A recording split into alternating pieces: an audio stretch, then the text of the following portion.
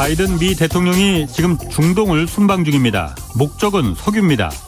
아무리 석유가 한물간 에너지원이라고는 하지만은 여전히 중요합니다. 그런데 우리나라 이 제주도 남쪽 대륙풍 7광구라고 있습니다. 석유와 천연가스 매장 가능성이 매우 높은 곳입니다. 1978년 일본과 공동개발구역으로 조약을 맺는 바람에 수십 년째 지금 개발은 고사하고 탐사도 못하고 있습니다. 그런데 시간은 지금 우리 편이 아닙니다. 3년 뒤 2025년이면 일본은 조약 폐기를 선언하고 영유권을 주장할 가능성이 거의 확실합니다. 그 전에 우리로선 뭔가 좀 해야 하는데 지금 일개 부처인 외교부에서 이 문제를 다루고 있다 보니까 지금 단 한 발짝도 나아가질 못하고 있습니다. 머지않아 한국과 일본 간 정상 간 회담도 있을 텐데 이 7광구 문제를 한일 정상 간 의제로 격상시킬 것을 제안합니다. 한국과 일본, 이 과거사도 중요하지만 7광구는 양국의 후손들을 위한 미래의 문제입니다. 그래서 더 중요합니다.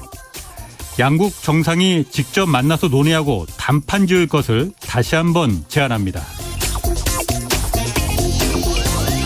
네, 경제와 정의를 다잡는 홍반장, 저는 KBS 기자 홍사훈입니다. 홍사훈의 경제쇼 출발하겠습니다. 유튜브 오늘도 함께 갑시다.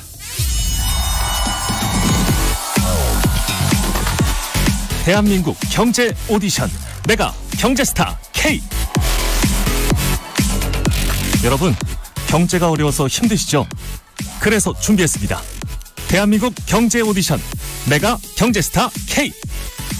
힘든 경제 상황을 이겨낸 감동 스토리, 우리 가정의 특별한 경제 공부법, 슬기로운 투자 아이디어, 경제와 관련된 이야기라면 모두 환영합니다. 총 상금 6천만 원을 준비했습니다. 여러분의 많은 참여 기다립니다. 이 프로그램은 당신의 투자의 길을 춤추게 하는 새로운 투자 플랫폼 탱고픽에서 함께합니다. 네, 들으신 대로 대한민국 경제 오디션 내가 경제스타 K 12월 9일까지 진행됩니다. 대상 2천만 원, 최우수상 500만 원 등 총 상금 6천만 원 걸려 있습니다. 사연은 홍사훈의 경제쇼 홈페이지에 있는 이 대한민국 경제 오디션 내가 경제스타 K에 올려주시면 되고요. 사연 보내실 때 꼭 연락처와 주소 남겨주셔야 저희가 연락드릴 수 있습니다. 청소년 여러분들도 이제 방학 시작인데 많은 참여 좀 부탁드리겠습니다. 자, 본론으로 가겠습니다. 우크라이나 전쟁 그리고 유로화 같이 지금 폭락하고 있습니다. 게다가 러시아는 독일로 공급되는 천연가스관 지금 밸브를 잠궜습니다. 전쟁이 길어지면서 상황도 매우 복잡해지고 있습니다. 이 내용을 자세히 알아보겠습니다. 최준영 법무법인 율촌 전문위원 나오셨습니다. 안녕하세요. 네, 안녕하세요. 자, 러시아 우크라이나 침공 벌써 5달째 이어졌어요. 네. CNN은 지금 우크라이나 전쟁이 결정적인 지금 고비에 와 있다. 라고 보도했던데 네. 현재 상황 좀 어떻게 되는 겁니까? 글쎄요, 매번 결정적이라고 하다 보니까 예. 이게 정말 결정적인지는 잘 모르겠습니다. 일단 이제 러시아 같은 경우는 이제 루안스크, 도네츠크 이제 동부 전선 지역에서 큰 희생과 시간을 들여서 네. 결국 이제 많은 영토를 이제 확보하는데 이제 성공을 이제 했죠. 예. 우크라이나군 같은 경우는 이제 이걸 막아내기 위해서 상당히 정예 병력을 투입을 하고 치열하게 그간 한 2달간 이제 전투를 벌였는데 일단은 영토를 내주고 마찬가지로 이제 큰 희생을 치르고 일단은 후퇴해서 방어선을 지금 구축을 하고 있는 상태예요. 그래서 동부 전선은 이제 러시아 측의 승리로 돌아갔고 이제 푸틴 대통령은 일단은 이제 휴식을 이제 명령을 이제 해놨습니다. 이 와중에 이제 우크라이나 같은 경우는 이제 남부 지역 즉 이제 흑해와 접한 지역 을 이제 접한 곳에서 이제 공세를 이제 느리지만 공세를 펼치고 있어요. 그래서 이제 헤르손이라고 하는 지역에서 일부 이제 전진을 이제 보이고 있고, 그다음에 이제 미국이 제공해준 하이마스라고 하는 이제 장거리 정밀 타격 무기를 활용을 해가지고 러시아군의 이제 포병 그 탄약고들을 집중 공격하는 전술로 지금 이제 일단은 러시아의 포병 세력들을 이제 약화시키는 쪽으로 이제 주력을 하고 있어요. 그래서 현재로 보면 양측이 전면적으로 아주 또 한번 크게 붙는다기보다는 일단 러시아 측은 힘을 이제 모으면서 다음 단계를 준비하고 있는 상태고 우크라이나군 같은 경우는 이제 동부 전선이 아닌 남부 전선에서 뭔가 성과를 내기 위해서 노력을 하고 있다 정도로 요약을 할 수 있을 것 같습니다. 시간은 그럼 누구 편입니까? 길게 가면 결국은 러시아 편이라고 볼 수밖에 없죠. 예. 뭐 일단은 전력 차이도 클 뿐만 아니고 예. 이제 그 우크라이나군을 도와주고 있는 이제 유럽 서방 예. 같은 경우는 러시아의 이제 가스로 대표되는 에너지원을 예. 의존하고 있는데 예. 여기가 이제 자꾸 이제 문제가 생기다 보니까 예. 서방 입장에서 봤을 때는 우크라이나군이 이제 7월 또는 8월 중에 유의미한 성과를 상당 부분 내고 이제 그걸 토대로 해가지고 어떻게든 이제 겨울이 오기 전에 예. 매듭을 짓고 싶어하는 이제 이런 입장이 이제 점점 많이 보이고 있고요. 예. 그에 비해서 러시아는 이제 급할 거 없다. 뭐 우리는 얼마든지 이제 할 수 있고 예. 이제 아직 시작도 안 했다라는 입장으로 이제 자신감을 이제 보이면서 예. 결국 시간은 우리 편이다라는 이제 강한 입장을 보이고 있는 거죠. 물론 예. 뭐 큰 희생을 치렀지만 러시아 입장에서 봤을 때는 일단 푸틴 대통령은 이제 우리는 강력하다라는 것들을 계속 강조를 하고는 있습니다. 그러면 러시아 같은 경우에 네, 이제 날 추워지면은 네, 우크라이나를 지원하는 유럽 국가들이 굉장히 수세적으로 몰릴 것이다. 그러면은 러시아가 그때쯤에서 요구하는 걸 다 유럽 국가들이 내줄 수 있다. 이렇게 판단하고 있는 건가요? 그렇죠. 그러니까 이제 유럽 국가들 같은 경우는 국민들 입장에서 대부분이 민주주의 국가잖아요. 예. 그러면은 이제 국민들이 이제 추위와 예. 이제 어둠에 떨면서 예. 우리가 이렇게까지 희생을 치를 필요가 있느냐라는 요구가 이제 높아지게 되면 예. 각 국가의 정치권들은 이제 나름대로 이제 계산기를 이제 튕길 수밖에 없는 거죠. 보면은 예. 그러면서 이제 어떻게 보면 지금까지는 단일 대우로 유지되는 EU 안의 여러 회원국들이 각자의 입장에 따라서 상반된 목소리가 이제 나올 수 있고 예. 그렇게 되면 이제 EU가 지금 뭐 취하고 있는 단일한 대우라는 것이 상당 부분 이제 흐트러질 가능성이 높은 거죠. 그래서 푸틴 대통령 입장에서 봤을 때는 시간은 자기 편이다라고 네. 생각할 가능성이 높습니다. 러시아 입장에서는 이참에 유럽의 나토의 대우를 단일 대우를 깨트리는 균형에 이제 그 좀 금을 가게 만드는 그 네네. 기회를 삼고 싶은 생각이 잔뜩 있죠. 있겠네요. 예, 있습니다. 그러니까 이게 이번이 기회라고 생각할 수 있겠네요. 그렇습니다. 그러니까 최소한도 이제 동유럽 지역 그리고 이제 과거부터 이제 우호적인 관계를 유지했던 뭐 불가리아라든지 예. 아니면 헝가리 정도는 충분히 이제 이탈을 시켜가지고 예. 내부적으로 뭔가 다른 이야기가 나올 수 있도록 할 수 있지 않겠는가라고 예. 생각을 이제 하는 거죠. 사실 이제 EU 입장에서 봤을 때는 겨울철 지금 에너지 문제가 심각해지는 건 명확한 사실인데 예. 상황은 이제 점점 더 안 좋아지고 있고요. 예. 그러다 보니까 이제 동유럽 지역 국가들 같은 경우는 이제 뭐 가스 저장해 놓은 것도 별로 없는 상태에서 예. 그렇다고 다른 나라의 도움을 받기도 지금 애매한 상태이고 예. 그러다 보니 이제 서로 고민만 지금 높아지는 이제 이런 상황입니다. 그러니까 그게 가능성이 있는 거예요. 그러니까 지금 어쨌든 유럽은 서유럽을 중심으로 해서 EU라는 단일 체제로 해서 점점 그 세력을 넓혀가고 있잖아요. 예. 러시아나 중국은 사실 그 부분이 좀 불편했던 거고 네네. 그 부분이 이번 그 러시아가 전쟁을 길게 끌고 가서 만약 겨울까지 가서 러시아의 목소리가 굉장히 높아질 수 있는 그리고 유럽 국가들이 점점 난처해질 수 있는 그 상황이 가면은 유럽의 그 대우가 EU라는 그 대우가 깨질 수가 가능성이 있습니까? 흔들릴 상황성이 매우 높죠. 왜냐하면 이제 각 국가별로 이제 이게 뭐냐라고 예. 이제 국민들이 이제 그 불만을 토로할 수가 있는 거고.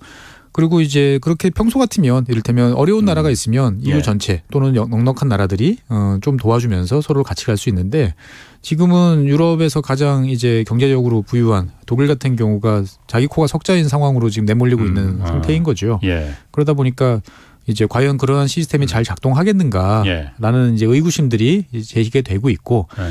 이거를 어떻게 보면 잘 수습하는 게 이제 EU 정치인들의 예. 이제 목표인데 예. 문제는 이제 그 중에 한 축인 이탈리아 같은 경우도 이제 총리가 지금 이제 사퇴를 하고 예. 어떻게 보면은 정치적으로도 혼란스러운 상황에 내몰리고 있다 보니까 과연 이제 잘 유지될 것인가라는 점에 대해서 많은 걱정들이 제기되고 있습니다. 그러다 보니까 지금 가장 유럽의 좀 핵인 그 독일에게 네. 그 러시아에서 들어가는 천연가스관 있잖아요. 노르트 스트림 1. 예. 2는 아직 가동도 안 되고 있는 거죠. 그렇습니다. 투는 원래 인증을 해주고 이제 올해 중에 이제 지금쯤 아마 이제 첫 번째 가스가 들어왔어야 되는 상황인데 이제 그것이 다 가동도 못하는 거고. 그것이 다 중단된 상태고. 노르트 스트림 1도 지금 가스관 밸브를 잠궜다면서요. 그렇습니다. 러시아에서. 그러니까 이제 가스관이라는 것들은 이제 중간중간에 이게 기계다 보니까 이제 뭔가 정비도 해야 되고 고장이 나면 고쳐도 되고 고칠 수도 있고 하다 보니까 예정되는 뭐 이제 밸브를 잠근다든지 아니면 예고치 못한 사고도 있는데 현재는 일단은 이제 정비 이제 상황이에요. 보면은. 근데 이제 이게 정말 이제 문제냐라는 것부터 시작을 해가지고 이걸 둘러싼 복잡한 전선들이 이제 벌어지고 있습니다. 그러니까 러시아 입장에서 봤을 때는 자, 우리가 지금 너희들한테 보내려면 강력한 터빈 엔진으로 이거를 가스를 밀어서 보내줘야 되는데 예. 이거는 독일제인데 예. 독일이 너희들이 설치한 것들이 고장이 났으니까 예. 계약에 따라서 너희들이 이거를 고쳐라 라고 해서 예전에 이제 고장난 거를 이제 그 캐나다로 지금 보내놓은 상태예요. 예. 지멘스 캐나다에 지금 가 있는데. 그 터빈이 지멘스에서 만든 거군요. 예. 그러니까 원래는 다른 회사에서 만든 거였는데 이게 지멘스가 그 회사를 이제 인수를 하다 보니까 다 지금 지멘스 이제 계열이 된 거죠. 예. 그래서 이제 캐나다로 가 있습니다. 예. 캐나다로 가 있는데 이제 그 상황에서 전쟁이 이제 발발을 이제 예전에 2월 달에 했죠. 예. 그러고 나서 캐나다도 당연히 여기에 대해서 각종 금수 조치에 대해서 이제 동의를 해서 제재를 가하고 있는 거죠. 그런데 이제 그 터빈이 없으면 지금 이제 현재 그 문제가 이제 생겨가지고 그걸 교체를 해야 되는데 그 교체를 할 터빈은 지금 캐나다에 가 있는 거죠. 지금 그러니까 그 터빈이 하나 돌고 있던 게 지금 고장이 나서 이게 좀 교체를 해야 되는데 예. 캐나다에서 그게 와야만이 교체가 되는 거군요. 그렇습니다. 그러다 보니까 이제 이 제재 조치에 대해서 이제 제재니까 못 보낸다. 캐나다 입장에서 봤을 때는 이렇게 가니까 독일 정부는 이제 몸이 달아서 온갖 이제 여러 가지 이제 읍소와 뭐 이제 사정을 설명을 하고 양해를 구하고 해서 일단은 이제 캐나다가 양해를 하는 상황으로 지금 바뀌고는 있어요. 그래서 근데 여기에 대해서 또 우크라이나 같은 경우는 또 강력히 이제 또 반발을 하고 있는 거죠. 그래서 이 문제가 이제 어떻게 해결될지는 조금 이제 지켜봐야 되는 이제 상황이에요. 그러니까 이제 뭐 긴급하게 실어 와가지고 이거를 교환을 해서 뭐 예정된 시간 딱 맞추든지 아니면 그거보다 하루 이틀 정도 있다가 다시 뭐 정상 공급이 될 수도 있는 상황이고 아니면 이제 이것이 어떻게 보면 여러 가지 이유로 인해서 뭐 기술적인 문제 아니면 정치적인 문제로 해가지고 계속 문제를 일으킬 수도 있죠. 사실 저 개인적으로는 이게 어떻게 보면은 러시아가 이제 유럽 특히 이제 독일이 어떻게 보면 올 겨울을 준비하는 것을 방해하기 위한 어떻게 보면 첫 번째 시도라고 저는 생각을 좀 합니다. 길들이기 작전이라고 볼 수도 있을 것 같은데요. 그러니까 이제 독일 같은 경우는 계산을 해봤어요. 이제 얼마만큼 우리가 가스를 저장해 놓으면 이제 이 겨울철을 잘 넘길 수 있을까라고 해보니까 80% 이제 저장고의 80% 정도를 채워놓으면 이제 겨울철을 아껴 쓰고 절약하면 넘어갈 수 있다라고 이제 생각을 했던 거죠. 근데 이제 그 상황에서 봤을 때 보니까 한 30%밖에 저장이 안 돼 있던 거죠. 지금? 그래서 이제 막 LNG도 들여오고 여러 가지 필사적으로 들여와서 지금 한 60% 정도 채워놨습니다. 그러면은 지금 7월 달이니까 8월, 9월, 10월 달까지 석 달 동안 한 20%에서 30% 정도 더 채우면 충분하지 않습니까? 그걸 못하게 됐구만요. 그렇죠. 그러니까 노르트 스트림에 1에서 계속 안정적으로 어느 정도 들어온다는 걸 전제로 해가지고 이거를 이제 메꾸려고 열심히 이제 온 세계를 돌아다니면서 가스를 구해서 채워놓고 있는데. 그러니까 지금 쓰는 것도 계속 써야 되니까 그것도 좀 비축한 가스로 써야 될 거 아니에요, 그러면? 그러니까 이제 그거보다 좀 넉넉하게 찾아봐야 되는 거죠. 당장 쓰는 거는 당장 쓰는 거고, 그다음에 비축분은 또 비축분이고. 근데 이제 유럽이 지금 이제 날씨가 매우 덥습니다. 그러다 보니까 예상보다 사실은 가스 소모량이 많아요. 이제 오히려 많아요? 더운데? 덥다 보니까 이제 전기 소비를 많이 해야 되고, 발전소를 돌려야 되니까 냉방 수요가 증가를 하고 있는 거죠. 그리고 라인강 수위가 낮아졌어요. 가뭄이 들다 보니까. 그러다 보니까 평소보다 이 뭐 석탄이나 이런 것들을 실어 나르는 것도 쉽지 않아지는 거죠. 그러다 보니 이제 가스 의존이 더 높아져 가지고 이제 저장을 해도 시원찮은 판인데 이게 지금 이제 조금씩 낮아지고 있어 가지고 신경이 쓰이는데 이게 지금 이런 문제까지 겹치고 있는 거죠. 그게 독일 러시아 천연가스 그 회사가 가즈프롬인가 그렇잖아요. 네네. 거기서 이 가스건 가동 재개를 장담할 수 없다 이렇게 뭐 말했다고 기사는 나오던데. 그러니까 이제 그게 그겁니다. 이제 우리가 고치려고 노력은 하는데 너희들이 지금 캐나다에 갖고 있는 우리 거 그거를 빨리 고쳐가지고 주면 쉽게 정리되는 거고 안 되면 우리가 이거를 고쳐보려고 노력은 하겠으나 그게 언제 고쳐질지는 알 수 없다라고 이야기를 하는 거죠. 그 가스터빈이 캐나다에서 온다 하더라도 가동을 안 할 수 있는 거예요, 그러면은? 그러니까 그렇게 되면 러시아 마음이겠죠. 그렇게 되면 러시아 마음이긴 하지만 이제 일단은 러시아 입장에서 봤을 때는 독일이라는 안정적인 고객을 이제 그런 식으로 해서 잃고 싶지는 않으니까 이제 이 정도 위력 시위를 했으면 될 것이다라고 이제 아마 판단은 하고 있을 거예요. 근데 이제 앞날은 뭐 한 치 앞도 알 수 없는 거니까 이제 상황을 또 지켜봐야 될 것 같고요. 그래서 사실 독일 같은 경우는 현재 정부가 나서서 이제 가스 배급제 이야기를 지금 하고 있어요. 배급제? 겨울철이 오면 분명히 가스가 모자랄 거다. 그러면 사회적으로 봤을 때 어디에 먼저 가스를 줘야 되느냐. 그러면 난방 이런 데 써야 되는 이제 가정에 먼저 공급이 되기 때문에 산업 부문이 희생을 해야 된다. 그러면 산업 부문 중에서 어느 쪽이 가스를 많이 쓰는 쪽부터 먼저 이제 문을 닫아라. 예. 그래서 각 그 배분 계획을 세우고 있어요. 그러다 보면은 이제 그 전기로 대체할 수 없는 뜨거운 열이 필요로 한 이제 뭐 시멘트라든지 예. 도자기, 렌즈 이제 이런 쪽 같은 경우는 정말 문을 닫아야 되는 상황에 내몰리고 있는 거죠, 보면은. 그렇게 되면 그 지금 가뜩이나 공급망 문제가 지금 문제가 되는데 네. 더더군다나 그럼 그 또 다른 그 변수가 생길 수도 있겠네요. 그렇습니다. 그래서 독일 같은 경우는 지금 이제 여러 가지 그러니까 다른 나라들은 설마 그렇겠어라고 생각을 해서 차마 말을 이제 못 하고 있는 상태인데 예. 독일 같은 경우는 이제 지금 각오를 하고 있습니다. 그래서 국민들한테 뭐 장작으로 대체를 할 수 있으면 예. 장작을 모아놓는 방법이다라고 이야기를 하고 그다음에 이제 산업체별로 지금 이제 너희들이 얼마나 시급한 상황이고 가동을 중단하면 어떤 영향이 있는지에 대해서 예. 각 업종별로 이제 자료를 내라라고 해서 이제 계획을 세우려고 준비를 하고 있는 거죠. 그러면은 이제 가정에 대해서는 이제 먼저 이제 어느 정도 이제 일정량 이상은 안 되겠지만 그래도 예. 최소한 버틸 수 있을 만큼 이제 배분을 해야 될 것이고 예. 다량의 가스를 이제 소모하는 아까 말씀드렸던 그런 산업 중에서도 에너지 다소비 업종 같은 예. 경우에 대해서는 이제 여러 가지 조치들이 이제 취해질 가능성이 높은 거죠. 그렇게 되면 이제 뭐 마이너스 성장은 이제 불가피한 상황이고 예. 대규모 이제 뭐 실직이라든지 예. 이런 일까지도 이제 나올 가능성이 높아지고 있습니다. 지금 제가 이렇게 그 얘기 들어보니까 이런 상황이 사실 푸틴이 가장 원하는 상황이 아니었을까. 우크라이나가 문제가 아니고 네. 서유럽을 러시아의 그 뭐라고 해요. 길들이기라고 표현을 해야 될까? 하여튼 이런 상황을 네.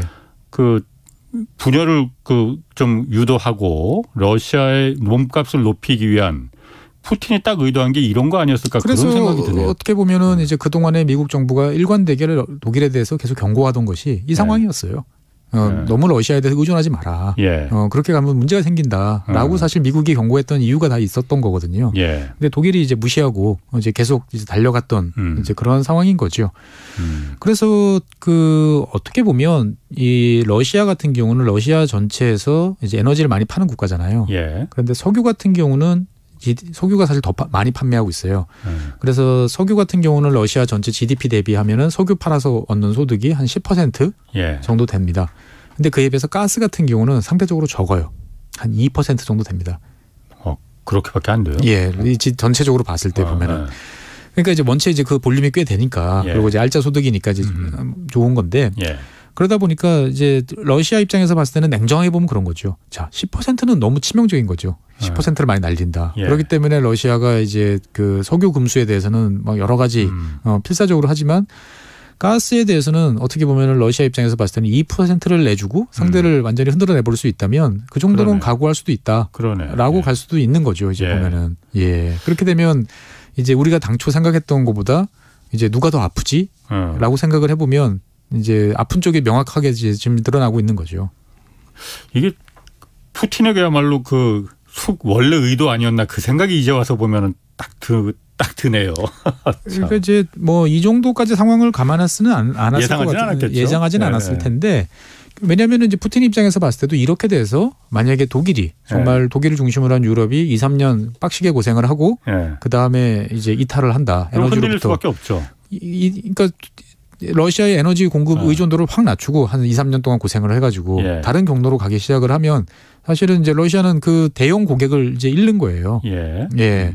그러면 그 고객 특히 가스 같은 경우는 파이프라인을 통해서 주로 공급이 되기 때문에 유럽을 대체할 그 공급 그 수입선이라는 것들은 별로 없거든요. 매우 어렵죠. 뭐 중국 같은 경우가 있긴 하지만 새로 라인을 깔아야 되고 그다음에 중국 같은 경우는 그 국제적인 표준 가격보다 훨씬 낮은 헐값에 그걸 후려쳐가지고 당연히 이제 매입을 하려고 하기 때문에 러시아 입장에서 봤을 때는 사실 유럽을 완전히 날려버리기는 생각하고 싶지는 않을 거예요. 이제 그런 면에서 봤을 때 상호 이제 적절한 타협책이 어디 있느냐. 근데 이제 유럽과 러시아만의 문제라고 그러면 상호 타협이 가능하지만 그 상황에서 또 옆에 제3자인 또 미국이 또 있는 거죠 보면은. 그러다 보니까 서로 계산이 이제 상당히 복잡해지고 있습니다. 그렇군요. 그래서 지금 보면 유럽에서 이 화석연료 다시 쓰기 시작했다고 하잖아요. 뭐 이런 뉴스가 좀 많이 나오긴 나오던데 구체적으로 좀 움직임이 있는 거예요? 그러니까 이제 그러니까 대표적으로 이제 보면은 독일, 그다음에 오스트리아, 네덜란드 이 세 나라가 석탄 화력 발전소를 다시 이제 가동을 이제 준비하라고 명령을 하든지 이제 가동을 100% 할 수 있도록 이제 제한을 풀었어요. 그러니까 독일 같은 경우는 그 동안에 이제 계속 석탄 화력 발전소를 이제 문을 닫는 정책을 쭉 실시를 해왔는데 탄광하고 가까운 지역에 있는 몇몇 발전소에 대해서는 국가가 에너지 위기가 닥쳤을 경우에 정말 만약에 사태를 대비해서 그 명령을 내리면 이제 3주 정도의 정비를 거쳐서 다시 가동할 수 있도록 그 몇 개를 남겨놓고 있었어요. 문은 닫았는데 이제 혹시 모를 상황에 그러니까 당장 칠 수는 없지만 이제 사람도 불러 모아야 되고 뭐 하니까 근데 어쨌든 간에 뭐 3주 정도 정비를 하면 가동을 할 수 있도록 그 명령을 내려서 그래서 보조금을 사실 주고 있었어요. 그래서 그 보조금을 사실 준 이유는 그 석탄과 관련되는 그 지역의 어떤 여론을 이제 무마하기 위해서 만들어 놨던 건데 설마 한 번이라도 그거를 조치를 가동할 수 있을까라고 생각했던 그 조치가 지금 이제 가동이 되는 거죠. 그래서 이제 독일이 먼저 이제 그 조치를 이제 재가동 준비를 명령을 했고 여기에 따라서 이제 오스트리아도 이제 그동안 폐쇄했던 석탄 화력 발전소를 다시 가동할 것을 이제 명령을 했고요. 네덜란드 같은 경우는 법으로 이제 기존의 석탄 화력 발전소는 출력의 35%만 이제 내도록 3분의 1만 가동하도록 해놨었는데 이 규정을 이제 풀었습니다. 100% 이제 가동할 수 있도록 이제 했던 거죠 보면은. 그래서 그 정도로 절박하네. 그렇습니다. 따져보면 계산이 안 나오거든요. 그러다 보니 지금 이제 이런 상황이 이제 전개되고 있는 이제 모습인 거죠. 아니 그러면 지금 그 지난달에 그 미국 해양대기국 노아라고 있는데 여기서 전 세계 이산화탄소가 이제 온실가스잖아요. 그게 400년 만에 최고치를 기록했다는데 뭐 그래서 우리나라도 이렇게 벌써 8월도 안 됐는데 벌써 이렇게 더운 건지 뭐 싶지만은. 네네. 그러면은 뭐 탄소 중립이니 뭐 탈석탄, 뭐 탈화석에는 이거는 그냥 물 건너 가는 거예요, 그러면은? 그렇게 볼 수는 없고요. 어떻게 보면은 이제 2보 전진을 위한 1보 후퇴다. 그러니까 왜냐면은 이제 우리가 일을 하다 보면 계획대로 안 될 때가 있잖아요. 그러니까 유럽 국가들 입장은 그렇습니다. 이렇게 되니까 더 빠르게 이제 우리는 원래 뭐 2030년, 2050년 이렇게 한 것보다 더 빠르게 가려고 최선의 노력을 다할 것이다. 그런데 당장의 문제는 해결해야 되니까 일시적으로 잠시 이제 우회로를 채택하는 것뿐이지 이거를 계속 가동할 생각은 없다라고 이제 명확히 밝히고는 있는 거죠. 근데 이제 그런 입장이 이제 정말로 현실로 될 것인지 아니면 내년에도 또 불가피하니까 어쩔 수 없다라는. 그래서 현재로는 지금 2년 계획을 잡고 있어요. 2년 동안. 그러니까 22년에 정비해서 그러면 23년, 24년까지 딱 2년만 이제 석탄화력 발전소를 제한적으로 더 가동하는 것으로 그 기간 동안에 우리는 더 빠르게 탄소로부터 이제 빠져나갈 이제 그런 루트를 가겠다라고 이야기를 하는데 어찌 될지는 이제 2년 후에 봐야 되는 거죠. 그건 뭐 그때 가봐야 하는 거고. 그 석탄도 그렇고 지금 그래서 대안이라기보다는 그래서 원자력 발전 얘기가 나오잖아요. 그래서 그 유럽 연합의회가 그 그린 텍소노미라고 하잖아요. 그러니까 원자력 발전소를 이거 친환경 에너지로 분류하느냐 안 하느냐. 여기 한참 논란이 있었는데 처음에는 이 그린 텍소노미에 원자력은 제외시키겠다고 하다가 결국은 포함시켰어요. 여기 그린 텍소노미에 들어가면은 포함되면은 이게 공적인 어떤 투자 자금 이런 걸 받을 수 있는 자격이 그러니까 생긴다면서요. 그러니까 이제 텍소노미라는 게 우리 ESG 뭐 관련해 가지고 이제 친환경 투자를 해라. 그럼 도대체 뭐가 친환경이냐? 이거를 이제 금융 입장에서 봤을 때는 상당히 판단하기 어렵거든요. 여러 가지 다양한 면이 있기 때문에 뭐 그러면 LNG 화력 발전소는 친환경이냐? 되게 이제 애매하단 말이죠. 애매하죠. 그래서 이제 덜 반친환경적이라고는 할 수 있겠고. 그렇죠. 그러니까 이제 근데 뭐 그 기술이 이를테면 1980년대 기술로 가동되는 이제 가스 화력 발전소랑 2022년에 지금 기술로 만들어진 화력 발전소는 완전히 다르거든요. 그러면 도대체 어디까지 기준선을 그어줘야 되느냐? 이게 이제 그린 텍소노미예요. 그래서 여기 안에 포함된 기준을 충족시키는 친구들에 대해서는 민간 부문에서 이제 여기에 대해서 투자를 해도 이건 다 친환경이다라고 이제 간주를 해주겠다는 거죠. 그래서 그 선을 긋는 작업이 이제 그린 텍소노미인데 이제 문제되는 게 천연가스. 그다음에 이제 원자력 이제 두 가지였죠. 그래서 이번에 이제 이 그린 텍소노미에 일단은 포함이 됐는데 천연가스도 천연가스도 이제 포함이 됐는데 이게 이제 여러 가지 제약 조건이 있어요. 원자력 다 인정해 주는 게 아니고 그럼 새로 지을 때 이제 적용되는 거잖아요. 이제 새로 만들 때 적용되는 거니까 그러면은 이제 새로 만드는 원자력 발전소는 두 가지 조건을 갖춰야 돼요. 이제 고준위 폐기물을 처리할 수 있는 어떻게 할 건지에 대해서 이제 이 제한 조건이 되어진 그 시간대까지 예. 이제 고준위 방사선 폐기물 처리에 대한 명확한 방침을 세워야 돼요. 예. 그다음에 한 가지 더는 이제 연료봉. 예. 연료봉 같은 경우가 이게 이제 뭔가 문제가 생겼을 때 예. 이제 그 타가지고 예. 멜트다운이라고 그러죠. 그 노심을 이제 붕괴시키면서 원자력 방사능 노출이 이제 문제가 되다 보니까 예. 고저항성 연료봉. 현재는 예. 이제 지르코늄이라는 원소로 이제 그걸 피복을 했는데 예. 지르코늄보다 더 강하게 사고에 저항할 수 있는 예. 고저항성 연료봉을 쓰는 조건입니다. 예. 근데 문제는 고저항성 연료봉이라는 거는 아직까지 전 세계에 사용되고 있는 게 아무 데도 없어요. 지금 기술 개발 중이거든요. 그러다 보니까 이제 이게 실제로 효력이 있는 거냐라는 예. 지금 이제 이야기도 사실 나오고 있습니다. 예. 뭐 그거는 뭐 좀 기술적인 거니까 그렇다 치고 그러니까 그 새로 짓는 원전에 대해서는 이 그린 텍소노미에 들어가기 위해서는 이러이러한 조건을 충족시켰을 때는 친환경으로 간주해 주겠다. 그러니까 그게 방사성 폐기물을 어떻게 할 거냐. 예. 처리장을 갖다가 처리 계획을 갖다 분명히 명시해야 된다. 예. 유럽 같은 경우에는 지금 유럽 같은 경우도 지금 그런 방사성 우리도 당장 문제지만은 예. 유럽은 처분장이나 처리 계획 예. 같은 게 있습니까? 지금 이제 핀란드가 예. 유일하게 이제 주민들하고 합의해서 예. 지금 이제 그 심층 처분장을 건설을 하고 있어요. 아마 예. 조만간 이제 가동을 시작할 예. 예정으로 있습니다. 한 20년 정도 작업을 해가지고 예. 지금 이제 공사를 지금 하고 있는 거죠. 예. 예. 그 프랑스 같은 경우는 어때요? 프랑스가 워낙 원전이 뭐 활성화되어 있는 나라라고 하잖아요. 그냥 쌓아놓고 있습니다. 그냥 쌓아놓고 있는 전 거죠, 세계에서 이거를 고준위 폐기물을 이제 어떻게 처분 계획을 세우고 예. 거기다 실제로 갖다 놓고 있는 나라는 단 한 나라도 없습니다. 다 우리나라나 마찬가지네요. 그냥. 다 똑같은데 우리보다 좀 나은 거는 뭐냐면은 예. 이제 중간 저장 시설 같은 경우를 해서 어디다가 임시로? 상대적으로 좀 안전한 곳에 예. 이제 모아서 예. 이제 잘 관리할 수 있는 우리나라 예. 같은 경우는 지금 발전소 주변에 임시 저장 시설에 다 갖다 놓고 있는 거죠. 그래서 주변도 아니고 발전소 안에 그렇죠. 발전소 내에 있는 수조에 담궈놓고 있는 그냥 상태죠. 그렇다 보니까 이제 역설적으로 빨리 우리나라 같은 경우도 그 고준위 폐기물 처분장을 만들지 않으면 발전소를 더 지어야 돼요. 발전소 더 지어도 발전소를 더 지으면 예. 일단은 거기로 옮긴다 이거죠. 거기는 빈 공간이 나오잖아요. 그러니까 이게 거기로 옮길 수가 없어요. 아니 그러니까 고준위 이제 폐기물을. 그러니까 이제 그 울타리 내에서는 가능합니다. 울타리 한 울타리. 그러니까 예를 들어서 영광이면 영광에다가 예, 지금 빈 공간에 더 짓는다 이거죠. 예, 원자로를. 그거는 가능합니다. 근데 이제 이를테면 월성에 빈자리가 난다고 그래서 이걸 영광 거를 옮길 수는 없습니다. 예. 그러다 보니까 이제 역설적으로 고준위 폐기물 문제를 빨리 해결을 해야 예. 뭐 탈원전을 하던 이걸 단계적으로 줄이던 뭐 할 수 있는 상황인 거죠. 그런데 그거는 폐기물 때문에 발전소 내 원자로를 더 짓는다는 거는 계속 그야말로 그걸 키우는 건데 화장실 없는 집을 갖다가 계속 더 짓자는 얘기인데 그건 좀 아닌 것 같은데. 근데 이제 물론 이제 그게 목적은 아니지만 현실적으로 지금 움직이고 있는 방식이 이제 그렇게 되는 거죠. 왜냐하면 기존에 뭐 과거에 만들었던 오래된 원전 같은 경우는 계속 가동 중이잖아요. 예. 그러면 처음에 만들었던 그 임시 저장 시설은 다 찼어요. 예. 근데 그러면 그 옆에다가 이제 신자가 붙은 신고리, 뭐 신월성 이렇게 나오잖아요. 그러면 이제 그쪽에다가 옮겨 놓을 수는 있으니까. 거긴 새로 좀 수조가 크니까. 크고 이제 용량도 크니까. 근데 아직 나온 폐기물은 없고. 이런 상황인 거죠. 유럽도 그러니까 지금 마찬가지 문제군요. 이게 나중에 뭐 한 몇십 년 지난 다음에는 폐기물을 갖다 어떻게 좀 처리할 수 있는 기술이 좀 나오겠지. 이걸 좀 기대하는 거 아닙니까? 이게 기술 문제라기보다는 수용성 문제죠. 이제 사회적으로 봤을 때 이거를 이제 뭐 이것 빼고 저것 빼고 해서 정말 위험한 물질만 모아놓으면 사실 그 분량 자체는 우리가 생각하는 것보다 훨씬 적습니다. 그리고 그것들을 이제 이를테면 한 300년 정도 관리하는 어떤 그러한 체계 정도 그렇게 되면 상당 부분 이제 많이 완화될 수 있거든요. 그런데 이제 이거를 이제 국민들이 수용해 줄 것이냐.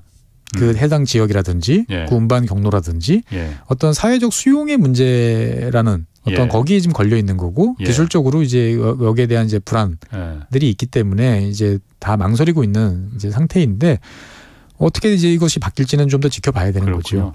그리고 뭐 최 박사님이 나오셨으니까 제가 얼마 전에 기사를 하나 좀 읽어봤는데 SMR이라고 있잖아요. 그러니까 그 완전 밀폐해서 소형 원자로. 네네. 그 굉장히 상대적으로 좀 안전하다. 네네. 뭐 사고 나도 작으니까 아예 사고가 나지 않도록 그 원인 자체를 이제 뺀 이제 원자로들이죠. 그러다 보니까 이게 원래는 이제 그 핵 항공모함이나 핵 그 잠수함에서 이제 응용되기 시작한 거였는데 이게 상업 발전으로 하려면은 규모가 그러니까 작은 걸 한두 개 만들어서는 안 되고 10개, 20개 만들어야 되기 때문에 예.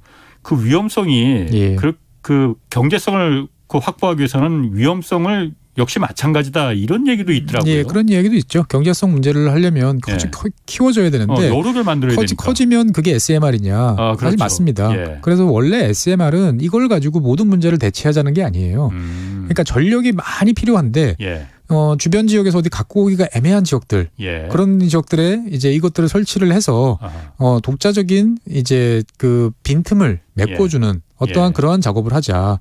가령 이를테면은 이제 포항제철 같은 경우가 지금은 이제 다 코코스 석탄으로 이제 철강을 만드는데 이제 기술 개발을 해서 수소 환원철을 만들 수 있는 명확한 이제 기술이나 이런 것들이 있다. 그러면 수소를 대량으로 만들어내야 되는데 그러면 만약에 이제 깨끗한 이제 그린 수소를 만들려면 수전에 같은 경우를 해야 된다. 그럼 대량의 전기가 필요한데 해야 되는데 그러면 그때 아예 그 용도로 포스코 인접 시설 또는 포스코 안에다가 소형의 이제 경량의 원자로를 갖다 놓고 그 용도로 쓰자. 이런 용도에는 딱 맞는 거죠, 보면은. 그런 용도지 일반 그 가정용 전기 뭐 이런 전기로다가 SMR을 기대하기는 좀 쉽지는 않겠군요. 그러니까 이제 뭐 장거리 송전이 이제 점점 힘들어지니까 그럼 수요처에 가깝게 안전성을 높이는 원전을 갖다 놓고 이거를 가지고 이제 증가하는 수요를 일정 부분 감당하자라는 이야기는 합리적으로 이제 판단할 수 있는 거죠. 뭐 우리는 쓰지도 않는 전기를 멀리서 갖고 온다고 온 국토가 이제 난리를 치는 것보다는 수요가 많은 곳에 SMR을 갖다 놓고 거기서 너희들이 필요하면 써라. 이거는 어느 정도는 합리적인 이야기인데 문제는 이제 SMR이라는 것들을 이제 제대로 해보려고 하니까 이렇게 규모가 작으면 들이는 투자비를 회수하려면 곤란하다. 규모를 좀 더 키워야겠는데 근데 규모를 키우면 기존의 원자로하고 다른 게 뭐지? 라는 문제들이 이제 봉착을 하는 거죠. 그러니까 저도 사실 SMR이 완전한 대안이 되겠다. 이거만 개발되면 되겠다 싶었는데 또 그런 문제가 있다고. SMR은 틈새를 메꾸는 거라고 보시면 됩니다. 보면. 그리고 지금 유로화가 엄청 떨어지잖아요. 20년 만에 거의 뭐 달러하고 1대1 비율이 돼버렸어요. 네, 페러티가 됐죠. 보면은 1대1이 맞췄죠. 이것도 우크라이나 전쟁하고 무슨 상관이 있는 거예요? 그렇게 생각하시는 분들도 있는데 그건 아닌 것 같아요. 제가 보기에는 이제 달러가 미국 달러가 이제 미국이 지금 금리를 급하게 계속 올리지 않습니까? 그런데 전 세계 주요 국가들 중에서 미국과 맞춰서 그만큼 금리를 올리는 나라가 없습니다. 그러다 보니까 그럼 당연히 한쪽만 올리면 미국은 초강세예요. 지금 달러는 초강세고 나머지 통화는 가만히 있는 거죠. 그러다 보니까 상대적으로 이제 한쪽이 올라가니까 나머지는 이제 약세로 돌아설 수밖에 없는 거죠. 그래서 유로도 그렇고 엔도 지금 1달러당 135엔을 깨서 지금 140엔에 가까이 붙었지 않습니까? 그런 것처럼 지금 현재로 전 세계 주요 국가들 웬만한 국가들 통화 중에서 달러 대비로 해서 평가절하가 되지 않는 통화는 없습니다. 그러니까 어떻게 보면은 이거는 금리 차에 따른 원인이 더 크다. 이렇게 보시면 될 것 같습니다. 유럽은 지금 기준금리가 마이너스라면서요? 마이너스 0.25 정도 지금 될걸요. 0.5% 정도죠. 유럽도 그럼 기준금리를 미국이 저렇게 올리는데 가만히 이렇게 마이너스로 놔둘 수는 없을 거 아니에요? 없죠. 그러면 이제 올려야 되는데 당장 그러면 난리가 나죠. 왜 난리가 나죠? 그 과거에 우리가 이제 유럽 재정 위기라고 하는 이야기들, 피그스, 그 남유럽 국가들, 이탈리아 이런 나라들 같은 경우는 그 상대적으로 이제 경제력이 뒤지고 부채 비율이 높은 나라죠. 그러다 보니까 이제 이 나라들 같은 경우는 이제 국가 예산 중에 상당 부분을 이제 채권을 발행해서 국채를 발행해서 이제 조달을 하고 있는데 이제 기준금리가 올라가면 당연히 발행해야 되는 금리가 올라가는 거죠. 그렇게 되면은 이제 이자 부담이 이를테면 내가 지금 0.5% 또는 0.1%의 이자를 내고 이제 채권을 발행해서 국가를 운영하고 있었는데 이게 그 채권은 안 사지. 안 사면은 이제 0.5%, 1%. 그러면 1% 이자 내면 싸지라고 생각하지만 기존에 0.1% 이자를 받고 채권을 발행했는데 그럼 10배의 부담이 늘어나는 거예요, 갑자기. 그러면 국가적으로 이제 큰 타격이 있을 수밖에 없는 거죠. 그러다 보니까 이제 과거 2012년에 있었던 이제 이런 상황이 이제 되풀이될지도 모른다. 그래서 이제 EU 같은 경우도 유럽 중앙은행이 금리를 이제 단계적으로 인상하겠다라고 하니까 당장 이탈리아나 이제 이 취약한 국가들의 이제 국채 금리가 급등을 하게 되면서 바로 중앙은행이 또 긴급 회의를 소집을 해서 필요할 경우에는 언제든지 개입하겠다. 그래서 뭐 국채를 직접 매입을 하던 뭐 여러 가지 다른 방식으로 지원을 하겠다라고 해서 일단 시장을 이제 안정시켜 놓은 상태거든요. 남유럽 재정위기 그때 2012년인가 그때 일어났을 때는 예. 독일이 다 남유럽 국가들 도와주고 국채 사주고 그랬잖아요. 그런 건 아닙니다. 사준 건 아니고요. 예. 이제 그 버티라고. 예. 그냥 버티라고 한 거죠. 결국은 나중에는 이제 일부 이제 그 전체적으로 예. 이제 중앙은행이 매입하는 것으로 갔긴 했지만 예. 그 상당한 희생을 이제 강요를 이제 해냈던 거죠. 너희들이 이제 공공부채를 감축을 해라, 생산을 예. 잘라내라. 예. 그래가지고 이제 그리스 같은 경우는 뭐 마이너스 10몇 %에 이르는 이제 우리나라 IMF보다 더 큰 충격을 예. 온몸으로 맞닥뜨렸던 거고, 예. 뭐 스페인, 예. 뭐 포르투갈, 뭐 다 비슷한 마이너스 성장들을 이제 각오를 했던 거죠. 예. 감내를 했던 거죠. 그래서 이번에, 지금 이번 상황에서도 이제 그런 일이 벌어졌을 때 그럼 예. 어떻게 할 거냐라는 거에 대해서 지금 이제 고민들이 되게 많은 거죠. 고민은 고민이고 예. 그럼 이번에도 그러면 그 남유럽 국가들 그러니까 재정 상태가 열악한 국가들은 EU 전체에서 EU 중앙은행이 금리를 올린다고 하면은 예. 옛날처럼 감내하고 버틸 여력이나 의지는 있는 겁니까? 없죠. 없어요? 예. 그럼 어떻게 되나? 그러니까 이제 요구를 하는 게 예. 이제 일정 우리 국채가 금리가 일정 수준 넘어가면 예. 그러면은 이제 유럽 중앙은행이 개입을 해서 국채를 사준다라는 것들을 보장을 해라. 그럼 그건 독일이 여유가 있는 건 독일밖에 없는 거 아니에요? 그러니까 이제 그 차등으로 다 적용하자는 거죠. 뭐 이를테면 독일이 0.5%면은 이제 예. 우리 이탈리아 같은 경우는 그럼 2%를 넘으면 뭐 어떤 나라는 3%를 넘으면 예. 그런데 이제 이 기준이라는 걸 어떻게 정할 것이냐라는 것들은 이제 사실은 상당히 어려운 문제고 예. 그렇다고 그래서 그러면은 이제 EU가 중앙은행에 이야기하는 것처럼 위기 상황이 봉착하면 개입을 하겠다. 예. 그러면 어느 상황이 위기 상황이냐라는 예. 것도 명확하게 해달라라고 예. 이야기를 하는데 그걸 또 정의하는 것도 상당히 지금 어려운 상태인 거죠. 그러니까 지금 유럽 전체적으로 봤을 때 보면 뭐 어디 하나 제대로 그 마음을 놓기가 어려운 예. 지금 그런 상황들이 이제 연속적으로 이제 벌어지고 있습니다. 그 예전에야 그야말로 EU 전체에서 어쨌든 유로라는 통합 그 금융권이니까 네. 남유럽 국가들이 좀 어려울 때 네. 독일이나 프랑스 좀 여유가 있는 나라들이 좀 버티라고 좀 그 재정적인 지원을 뭐 어느 정도 해줬는지 모르겠으나 뭐 그 했지만 지금은 사실 그 나라들도 독일이나 프랑스 다른 유럽 어느 나라든 지금 여유가 있는 나라들이 없는 거잖아요. 그렇죠. 다 에너지 문제도 이제 심각하고 독일 네. 같은 경우도 지금 아까 말씀드렸다시피 가스 배급까지 이야기 나오는 상황이다 보니까 예. 이제 거기에 이제 필요한 대규모 이제 뭐 실업자라든지 예. 그다음에 가구들한테 이제 그 연료 보조금 같은 경우도 예. 지급을 해야 되는 예. 어떤 그런 상황이다 보니까 남의 일에 대해서 그렇게 신경 쓸 수 있을까? 라는 생각도 드는데 다른 한편으로 보면 이거 신경 안 쓰다 보면 예. 이제 전체가 무너지는 상황이 생길 수도 있는 거죠. 그러니까 제가 지금 궁금한 게 그거거든요. 예. 그러다 보니까 이제 금리를 못 올리는 거예요. 아니 지금 러시아에서 가스관 문제로도 지금 유럽이 서로 나라마다 이해관계가 다르고 네. 목소리가 다른데 생각도 다르고 지금 이 금리 문제 때문에도 서로 나라마다 생각이 다를 거 아니에요. 예.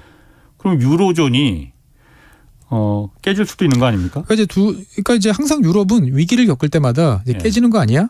예. 라는 문제가 있고 그 주장이 하나 나오고 예. 반대로 이러니까 우리가 더 통합성을 높여야 돼. 라고 이야기를 하는 거죠. 만약에 미국처럼 각 주가 주 같은 개념이 됐다 그러면 예. 연방이 나서서 언제든지 개입을 해서 문제를 당연히 없애주는데 예.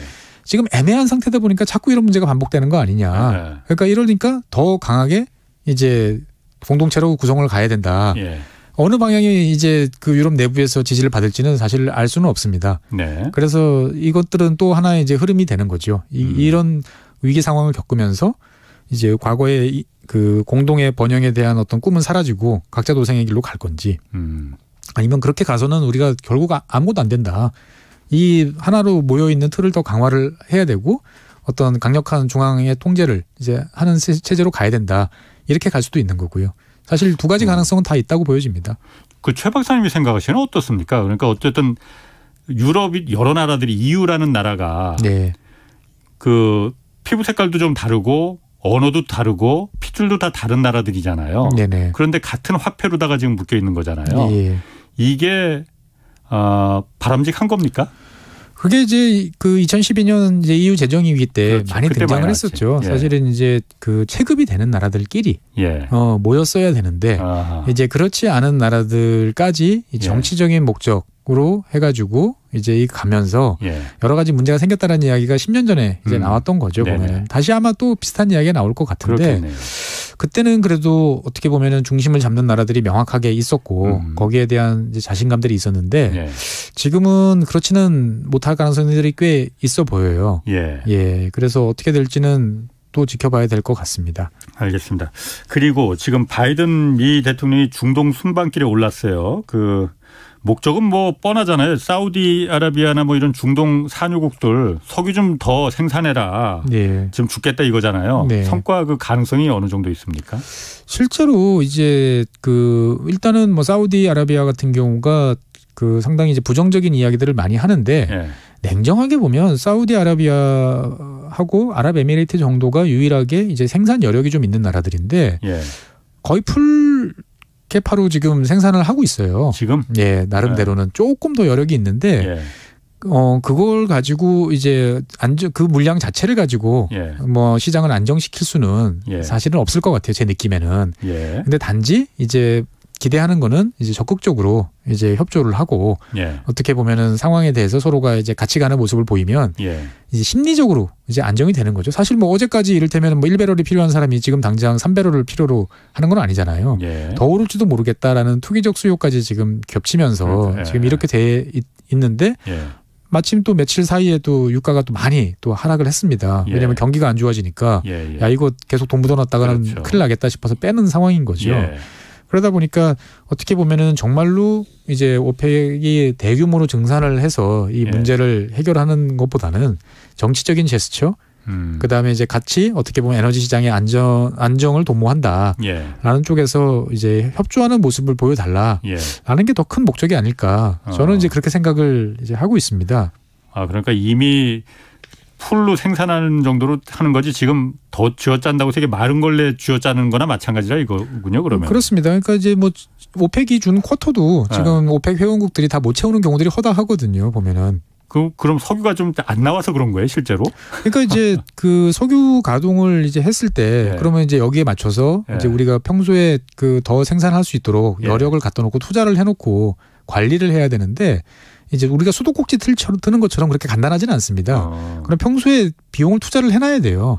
그런데 이렇게 비용을 투자를 해놓고 뭔가 여유를 갖춰놓는 국가들은 사우디 정도예요. 예. 나머지는 이게 이제 정말로 확실해? 계속 수요가 늘어나? 그제서야 그렇지. 이제 증산에 증설을 하고 시설을 예. 투자를 하는 이런 나라들이기 때문에 당장 이제 수도꼭지를 틀면 나올 것처럼 이제 이렇게 예. 될 수 있는 나라는 거의 없는 상황인 거죠. 그렇군요. 그럼 이번에 그 사우디하고 미국하고 사실 관계가 예.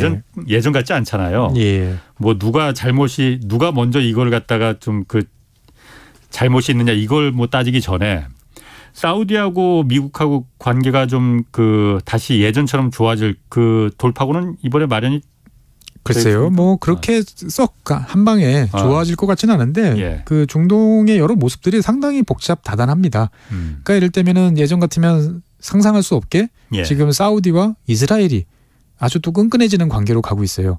공동의 적인 이제 이란에 맞서야 된다라는 목적으로 그러면 이란에 대항하기 위한 아랍 공동의 대공 방어망 이런 것도 구축하자. 그러면 그 기술은 어디서? 가까운 이스라엘에서. 예, 그래서 아이언돔. 그렇죠. 그러니까 큰 형님 이제 사우디가 나서서 이제 이스라엘과 관계를 개선하는 모습을 보이니까 뭐 나머지 국가들 같은 경우도 벌써 에이브라함 협정이나 이런 걸 통해 가지고 이미 이제 밑자락을 깔아놓은 상태니까 의외 우리가 생각하지 못했던 의외의 모습들이 이제 보이고 있는 거죠. 사우디와 이스라엘이 그 가능한 얘기입니까? 예, 가능합니다. 그러니까 이게 적의 적은 친구잖아요. 예. 그러니까 사우디 입장에서 봤을 때 우리한테 가장 안보 위협, 전략적인 위협 상대는 누구냐라고 물어보면 지금은 이란이에요. 예. 그러면 이란과 맞설 수 있는 이란이 가장 싫어하는 사람은 누구지? 라고 보면 이스라엘이에요. 예. 그러면 둘은 친구가 될 수 있는 거죠. 이란이라는 공통의 적을 사이에 두고 있기 때문에 뭐 아주 끈끈해지진 않더라도 굳이 적대적일 필요는 없고 서로의 필요에 따라서 그래서 이스라엘 같은 경우 그 사우디아라비아 같은 경우도 이스라엘 민항기에 뭐 영공 통과를 허가해 준다든지 뭐 일단 기술적인 교류를 뭐 확대한다든지 이런 제스처들을 계속 취하고 있는 거고 이제 그 이스라엘 같은 경우도 주변 국가들과의 관계 개선에 대해서 적극적으로 우리는 나선다라는 모습을 이제 또 보여주고 있는 거죠. 그러면 이게 그러면은 결국은 미국하고 사우디 관계는 도대체 어떻게 되는 거지라는 입장을 봤을 때 보면 되게 애매해지는 거고 그다음에 이스라엘 내부적으로도 봤을 때 보면 이란과 미국의 이제 핵 협상, 예. 이제 이거 재개를 어떻게 할 거냐에 대해서 그동안은 이스라엘 내부적으로는 이제 반대다. 이거는 하면 안 된다라는 입장이었는데 최근 들어서는 이제 뭐 소식통에 따르면 이제 이스라엘 군대, 예. 군과 그다음에 모사드 정보 당국이 지금 대립하고 있다. 군은 지금 모사드가 그동안에 그 너희들이 사보타주 해가지고 이란의 핵 개발 능력을 파괴하거나 저지시킬 수 있다고 했는데 안 되고 있지 않냐. 더 빨라지고 있지 않냐. 일단은 지금 막아야 된다. 그러려면 이제 미국이 이제 이란과 다시 핵 재협상을 해가지고 타협하는 것들을 우리가 반대하면 안 된다. 최소한 우리는 뭐 미국이 알아서 하라든지 뭐 이런 정도 입장을 보여야 된다. 안 그러면 이란이 우리 예상보다 훨씬 빠르게 핵 능력을 보유할 가능성이 높아진다. 근데 실제로 우리가 그걸 타격해서 없앤다? 쉽지 않을 것 같다라는 게 이제 그 군의 입장이고 이제 그 모사드나 이런 정보 당국 입장에서 봤을 때는 이거 지금 놔주면 이제 그동안에 우리 했던 노력들 다 무산되고 이제 다시는 저기다가 이제 고삐를 채울 수가 없게 된다. 이거 계속 막아야 된다. 그러니까 이스라엘 내부에서도 지금 이스라엘 정부도 지금 이제 내부적으로 되게 복잡한 상황이거든요. 그러니까 미국과 이란이 다시 핵 협상을 재개하면은 경제 제재나 이런 걸 좀 풀어줄 테니까 그러면 이란한테 여력이 생기는 거다. 그럴 수도 있겠네요. 그럴 수도 있죠. 근데 한편으로 보면은 그거 저기 여력 약속을 지켜야만 제재도 풀리고 여러 가지를 할 수 있기 때문에 이란 입장에서 봤을 때는 굳이 지금 단계에서 그거를 무리수를 둘 필요가 없다.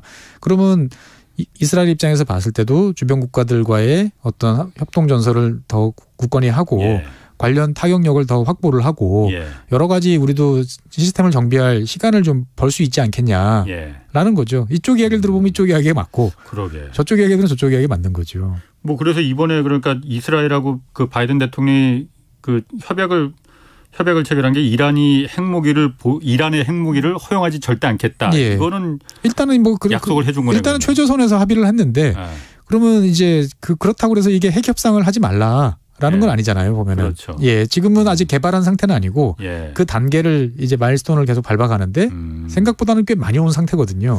야, 그 요지경이네 정말.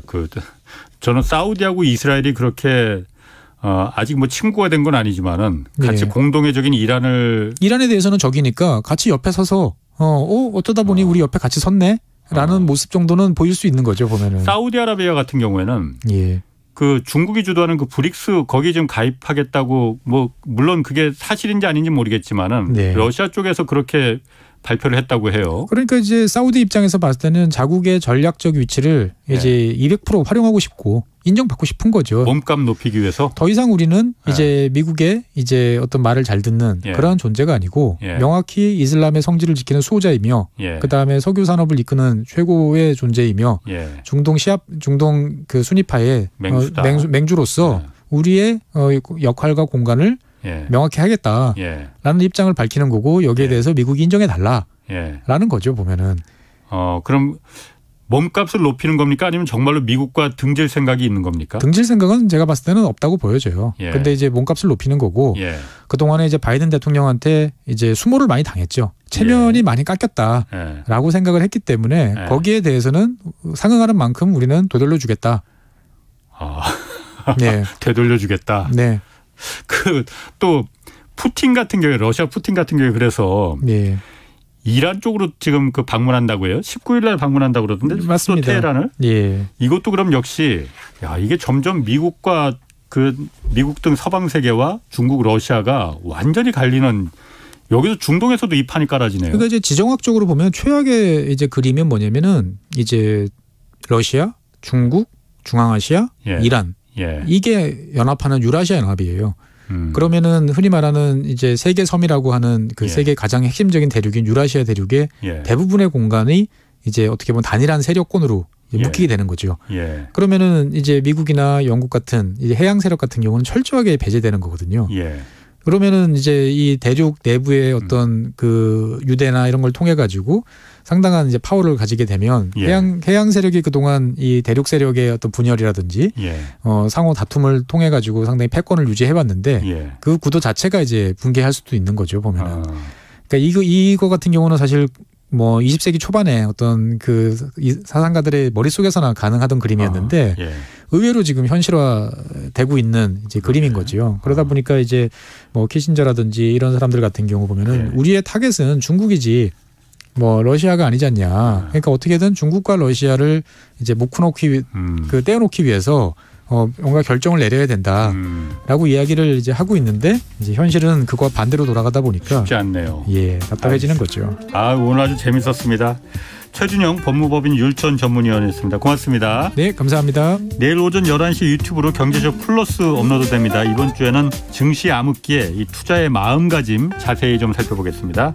경제와 정의를 다잡는 홍반장 홍사원의 경제쇼였습니다. K 드라마 And the Oscar goes to Parasite. K 무비 K 팝 세계를